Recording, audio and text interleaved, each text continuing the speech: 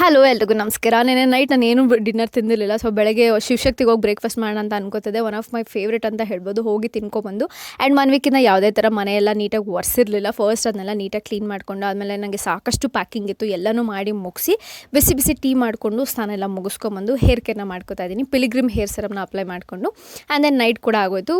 Mutton ಕೀಮ್ ಆಯಿತು, ಜೊತೆ 2 ಚಪಾತಿನ ಮಾಡ್ಕೊಂಡಿದ್ದಾಯಿತು. And ನಾನು ಸಾಗರ ಕಡೆಗೆ ಹೊರಟಿದ್ದೀನಿ ಅಕ್ಕ ಮನೆಗೆ. ಸೊ ಹಾಗಾಗಿ ಸಾಕಷ್ಟು ಪ್ಯಾಕಿಂಗ್ ಇತ್ತು. ಅದಕ್ಕೆ ಮುಂಚೆ ಚಿಕ್ಕ ಪುಟ್ಟದ್ದು ಪಾತ್ರೆ ಎಲ್ಲ ತೊಳಿಬೇಕಾಗಿತ್ತು. ಎಲ್ಲನೂ ವಾಶ್ ಮಾಡಿ ಹಾಕಿ ನನ್ನ ನೈಟ್ ಸ್ಕಿನ್ ಕೇರ್ ಎಲ್ಲವನ್ನು ಮುಗಿಸ್ಕೊತಾ ಇದ್ದೀನಿ.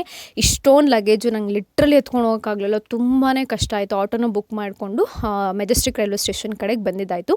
ನನ್ನ ಟ್ರೈನ್ ಇದ್ದಿದ್ದು 11:15 ಇತ್ತು. ನಾನು ತುಂಬ ಬೇಗ ರೀಚ್ ಆಗಿದೆ. ಹಾಗೆ ಬಿಗ್ ಬಾಸ್ ನೋಡ್ತಾ ಕೂತ್ಕೊಂಡು ಆ ಬ್ಯಾಗ್ ಎತ್ಕೊಂಡ್ಬಂದಿದ್ದು ಟಯರ್ಡ್ ಆಗಿಬಿಟ್ಟು ಮಜ್ಜಿಗೆನ ತೊಗೊಂಡೋಗಿದ್ದೆ. ಸೊ ಅದನ್ನ ಅಲ್ಲೇ ಕೂತ್ಕೊಂಡು ಕುಡಿದು ಪ್ಲ್ಯಾಟ್ಫಾರ್ಮ್ 9 ನಂದು ಟ್ರೈನ್ ಬರಬೇಕಾಗಿತ್ತು. ಸೊ ವೆಯ್ಟ್ ಮಾಡ್ತಾಯಿದ್ದೆ. ದೆನ್ ಫೈನಲಿ ಬಂತು. ಆ್ಯಂಡ್ ಈ ರೈಲ್ವೆ ಸ್ಟೇಷನ್ಗೆಲ್ಲ ಹೋಗ್ಬೇಕಾರೆ ಅಡ್ರೆಸ್ ಸರಿಯಾಗಿ ಗೊತ್ತಾಗಲ್ಲ, ಯಾವ ಪ್ಲ್ಯಾಟ್ಫಾರ್ಮ್ ಅಂತ ಗೊತ್ತಾಗಲ್ಲ.